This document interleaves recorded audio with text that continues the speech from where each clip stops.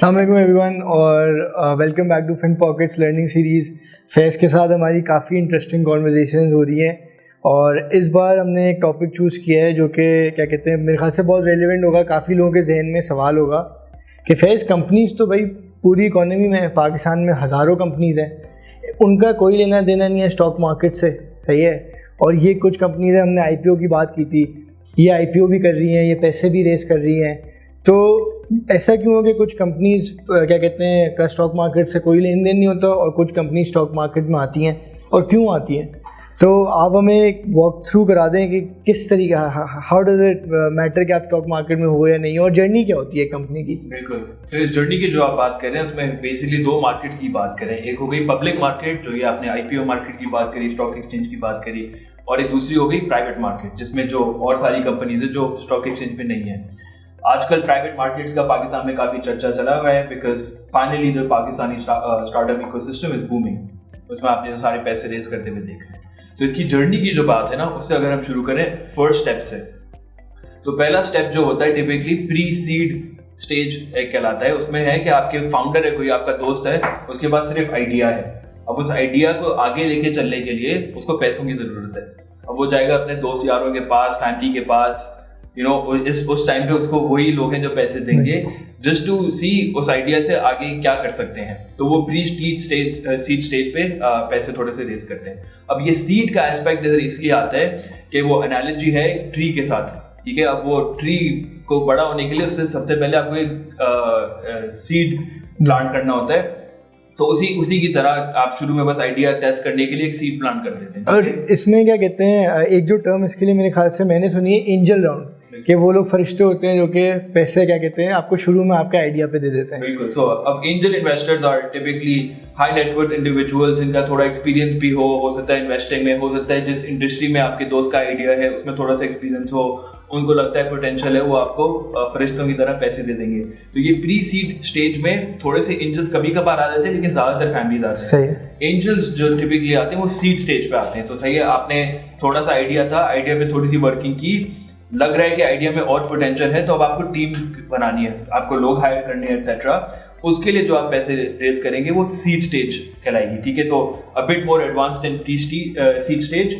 और सीड के एग्जांपल जरिए हमारे अभी आपने बताया कि स्टार्टअप इकोसिस्टम में सीड के रेज, तो सीड के एग्जांपल्स होंगे हमारे पास। मेरे ख्याल से जो अभी है वो एक सीड, बिल्कुल सीड राउंड रेज किया है। इसी तरह क्या कहते हैं, मेरे ख्याल से सादा पे ने भी सीड राउंड रेस किया है। बाकी सारी फिनटेक स्पेसेस में काफी बूम हो रही है, रिटेल स्पेस में भी काफी बूम हो रही है, सारी कंपनीज जो हैं। और अब फॉरेन वेंचर कैपिटलिस्ट भी एंटर कर रहे हैं in this seed stage, which is surprising, क्योंकि टिपिकली जो है दूसरी मार्केट्स में थोड़ी और लेटर स्टेज पे आके सीरीज ए फॉर एग्जांपल, जो अगली स्टेज होती है सीड के बाद, सीरीज ए में क्या होता है कि आप टेस्ट कर रहे होते हैं अपना प्रोडक्ट मार्केट फिट।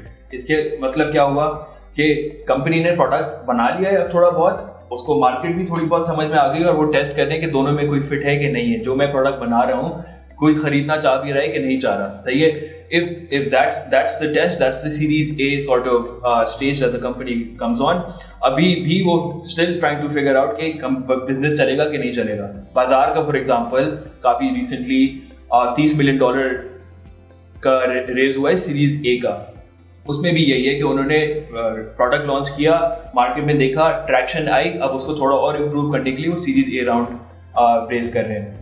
उसके बाद जो है, जब ये सारी हो गई, आपने कंपनी बना ली, आपने टीम हायर कर ली, आपने ट्रैक्शन रिसीव कर ली पब्लिक से, फिर आप उसको ग्रो करना चाहते हैं, सही है। आप वो ग्रोथ स्टेज पे जब आते हैं, वो अगला बड़ा स्टेज आता है सीरीज बी का, ठीक है। जब आपने देख लिया मे बी लोकल मार्केट में चल रही है, या कराची में चल रही है, आपको लाहौर में एक्सपैंड करना है, या पाकिस्तान में चल रही है, आपको रीजन में एक्सपैंड करना है, तो उस इंटरनेशनल एक्सपेंशन के लिए या फिर उसी मार्केट में और एक्सपैंड करने के लिए आप सीरीज बी रेज करते हैं, ठीक है।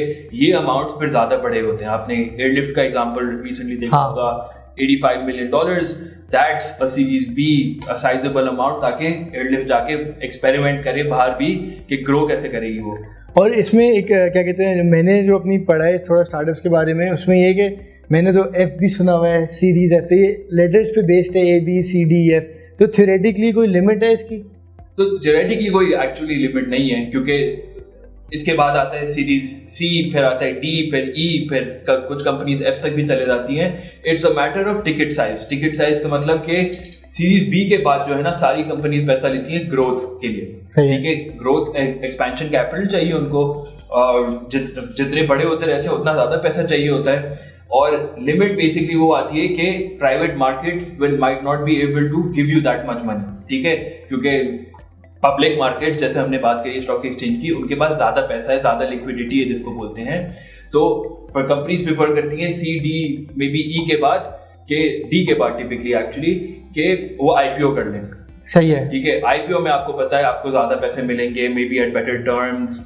और भी थोड़े से एस्पेक्ट्स होते हैं, फॉर एग्जांपल के फाउंडर्स जो आपके दोस्त हैं जिन्होंने कोई 5-6 साल पहले शुरू की होगी कंपनी, उनको भी फिर अपनी इक्विटी स्टेक हो सकता है बेचना हो। जो सारी वेंचर कैपिटल फर्म्स हैं, जो एंजल इन्वेस्टर्स हैं, उनको भी अपना स्टेक बेचना होगा ताकि वो थोड़ा सा पैसा बना सकें। तो वो private market to public market transition जो होता है वो it's usually so that you can make more money. इनको अगर मैं कॉन्टेक्स्ट में आऊँ कि ये जो सारी जो कंपनी हम आजकल यूज़ करते हैं, सही है, जब हम उस पर जाते हैं क्या कहते हैं, थोड़े वैसे एग्जांपल जो लोगों को पता होंगे, एप्पल, अमेज़ॉन, सही है, ये सब कुछ, ये सारे क्या कहते हैं इन कंपनीज़ को वो होगा, इन सब कंपनी एक हद तक प्राइवेट हुआ करती होंगी और उसके बाद ये स्टॉक मार्केट में लिस्ट हुई हैं और उन्हें पब्लिक कैपिटल को एक्सेस किया है, ठीक है।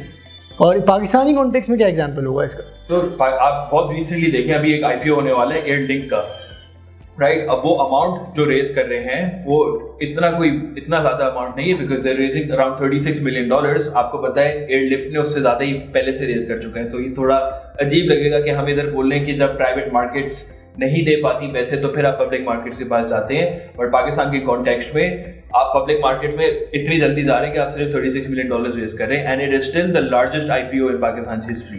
अच्छा, इसमें क्या कहते हैं, I want to add one thing कि ये ग्लोबली भी ऐसा है कि देखिए जोमेटो का हुआ है भी इंडिया में, और इसी तरह वो जो इंडोनेशियन थी गोजेक, वो लोग भी गए स्टॉक मार्केट में। तो ऐसा हो सकता है क्या कि ये एयरलिफ्ट है, जो बाज़ार है, जो हमारी लोकल स्टार्टअप्स हैं, एट सम पॉइंट क्या कहते हैं ये लोग पाकिस्तान स्टॉक एक्सचेंज पे लिस्ट हो?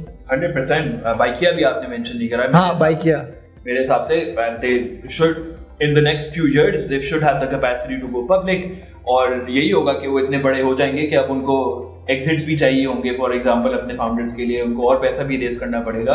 तो होपफुली दैट विल हैपन कि आप फिर फिनपॉकेट की ऐप पे बाइकिया भी ट्रेड कर सकेंगे एट सम पॉइंट। डेफिनेटली।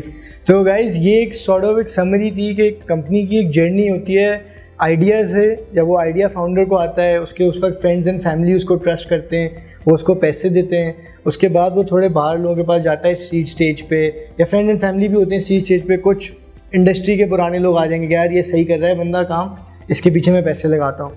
तो ऑन दिस नोट क्या कहते हैं, इंशाल्लाह नेक्स्ट वीडियो में हम एक और इंटरेस्टिंग टॉपिक पे टैकल करेंगे फैज़ के साथ। और क्या कहते हैं, कोई भी आपके सवाल हो, कुछ भी हो, आप हमें ईमेल कर सकते हैं। एंड फिनपॉकेट डाउनलोड करें और इन्वेस्टिंग एटलीस्ट स्टार्ट करें। We have said it many times कि आपको जो है छोटे से स्टार्ट कर सकते हैं। आप छोटा करके ओवर द ईयर्स बहुत बड़ा हो जाता है। फैज़ की एक वीडियो है कंपाउंडिंग की, हमारी पेज पे होगी, मैक्रो पाकिस्तानी पे भी होगी। Go take a look at that. Thank you.